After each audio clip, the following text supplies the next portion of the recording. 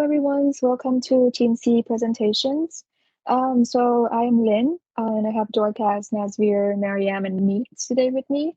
So today we are going to analyze the case of J&J vaccines and how it is responding to the changing demand and supply of the COVID vaccines. So the article that we have chosen for our report is the J&J slash production of its unpopular COVID-19 shots. So in this article, the author mentioned that initially J&J vaccine demand increased exponentially due to its advantage. So unlike most vaccines developed by the competitors using the new mRNA technology, J&J used the traditional method using the viral vector to create their vaccines. And because of that, the vaccine has fewer distribution conditions and a single dose is sufficient enough for complete protections against the virus. To meet the global demand, J&J cooperated with 9 other pharmaceutical companies to manufacture the vaccines. However, it eventually terminated the partnership early and is planning to redirect the resource into developing other products. So in this presentation, we will explain the reason behind J&J decision to slash the productions of COVID vaccine. So firstly, we are going to take a look at the COVID vaccine market. And to determine the market structure, we are going to take a look at the 4 leading firms of the market. And so in the report, in 2021, we can see the 4 leading company at the time is AstraZeneca, Pfizer, Moderna, and Novavax. And we can use the data from this table to generate the approximate share of each brand in the market. And through the pie chart, we can see that the approximate share coverage of the 4 leading firms is 70% of the total market. And because of that, the market structure is oligopoly. So oligopoly is a market structure where a few large firms dominating the market for a particular product. In an oligopoly market, one firm actions can significantly influence the other, and it can be demonstrated further in the J&J vaccine case. So about the market demand and supply, initially for COVID vaccines, we have the demand D and the supply curve S. The equilibrium points is the intersection points between the two lines. And so after a while, new suppliers started to enter the market after they successfully developed their vaccines. So this caused the supply curve to shift to the right. And currently, when most people got 2 doses and many countries lifted the restrictions, the demand dropped. And for that reason, the curve shift to the left. And and the D prime and S prime curve now intersect, and we have a new equilibrium point E prime. As you can see, the price between the initial equilibrium points and this point is significantly lower. So for that reason, many suppliers have decided to lower the quantity output to increase the price. So for instance, if the suppliers start with the price A, so this will generate some profit for the company. However, it would eventually lead to the deadweight loss, which is illustrated in the red rectangle. And in the long run, it will lower the market efficiency. So now I will pass on to Mariam to discuss about the J&J vaccine case. Hello everyone, I'm Mariam, and now we will move forward discussing the demand and supply for J&J vaccine in the early phase of the pandemic. Can you shift the slide? Yeah. So as we all know, in the beginning of COVID-19, every company was finding a way to get some prevention technique to fight with this deadly phase. Finally, all the experiments led to the discovery of vaccines, and that can at least be used to build immunity and fight viruses. J&J was among some of the others. Some of the other companies also invented vaccines, and J&J was one of them that came up with the vaccine. A large amount of doses were required for a large population. So in early 2021, when the vaccine supply was expected to rapidly increase, when the federal and health officials approved the emergency use authorization of the vaccine.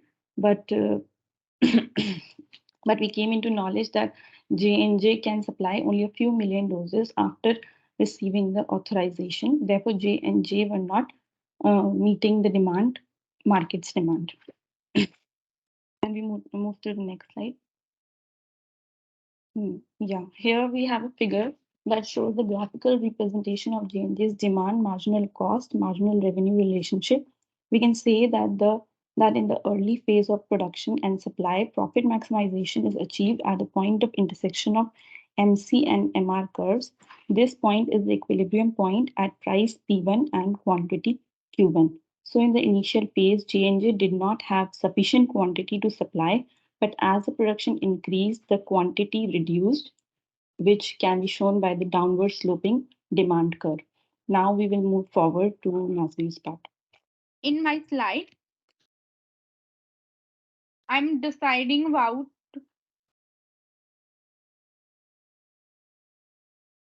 in this my presentation, I'm going to talk about demand and supply of J&J vaccination in late 2021. If I talk about the demand, that time demand was decreased due to the rare blood clotting disorder, and that time and there are many symptoms was seen in the people.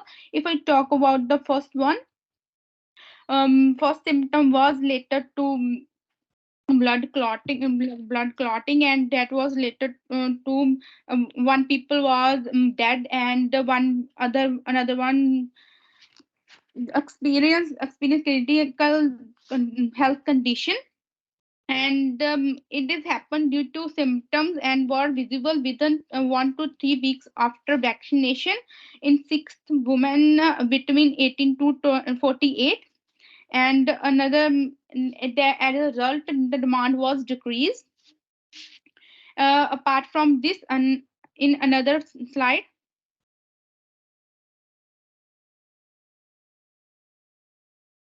the another factor of dropping demand is disruption of supply chain. If I talk about disruption, then as vaccination can contribute to the drop in demand of J&J vaccination was disruption in the supply chain. For instance, the South Africa government signed a contract with J&J early 2022 for 31 million doses. However, the order was postponed due to contamination at one of the J&J vaccination manufacturing company. As a result, the South Africa government purchased another 30 million doses from Pfizer and attempted to end its contract with J&J. This example shows that how to demand of one firm can influence another's demand. It shows the oligopoly market structure. As a result, J&J vaccination demand was decreased and another company demand was increased. So this is the another factor of decreasing the demand. Thank you. The demand for J&J vaccine in late 2021 was demonstrated through Figure 4. So as you can see, because of the health concerns and the disruptions in supply chain, the demand for J&J dropped, and it's also led to the change in the marginal revenue. And so the point where the new MR prime intersect with the MC is a new profit maximization point for J&J. So so for the quantity, it would be better for them to reduce the quantity to reach the profit maximization point. And for that reason, J&J terminate the contract with a lot of other manufacturer, and it's allowed them to minimize loss. Hi everyone, I'm going to talk about the current demand for J&J vaccine. So I will just start with the J&J decline. So after the problems arise with such as blood clotting and manufacturing blunders, J&J vaccine demand has taken a huge hit. The demand is so low for the vaccine that they've actually removed it from the annual sales report. And the market leaders, the current market leaders are Moderna and Pfizer, and whatever the demand which is left, then it is went to J&J. The current status. So I'll try to explain to you the current status of J&J by using this chart. And since the demand has fallen as a whole, it has shifted the demand curve to the left. And since there's a decrease in demand, all market players have decided to lower their production, resulting in the supply to drop, moving the supply curve to the left, which shifts the price equilibrium from E to even. This eventually leads to decrease in marginal revenue for the market as well as for J&J, since the market has already adapted to the demand by cutting supply, which leads to decrease in marginal costs. This is reduction, however, in supply has also reduced the pressure on other firms, and as a result, they are focusing on other innovations and productions. Thank you. Hi everyone, my name is Dorcas and I'll be talking about the decisions for the remaining vaccine doses. So J&J slashed production of the vaccine and demand for it fell, which led to a lot of unused doses available. So now the question here is, what happens to the remaining doses? Next slide, please. Okay, so first of all, firms are driven or aimed at maximizing profits, and J&J is of no exception.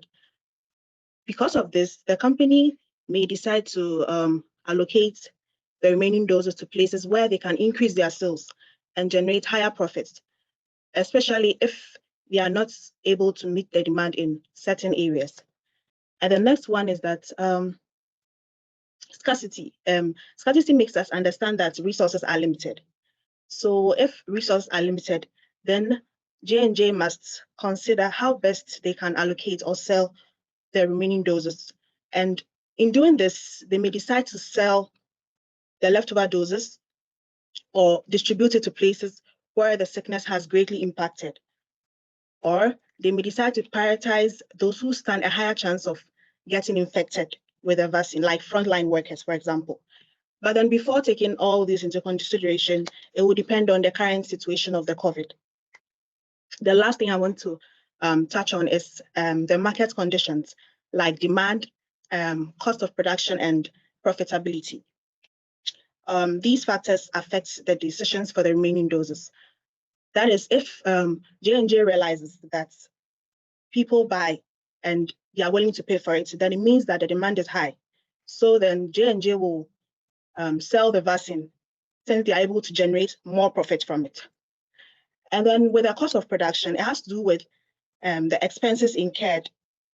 The expenses the company is investing in manufacturing the vaccine, like the materials involved and the equipment involved in making the vaccine. So we look at two cases. The first one is that if the cost of production is lower than the revenue they generate from selling, then it means they can increase their profits by producing more of the vaccines and then selling the leftover doses.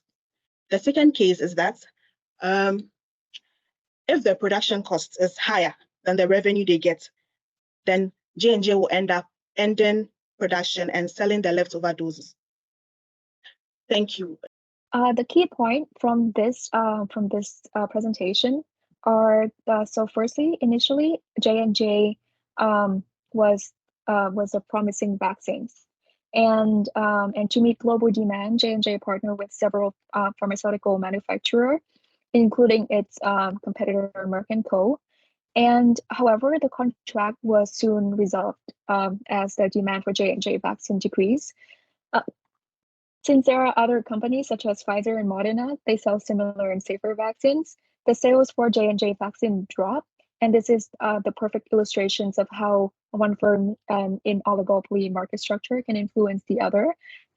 Another factor that also lead to the decrease in demand for J&J is the overall excess supplies and their current demand trends for the COVID vaccine.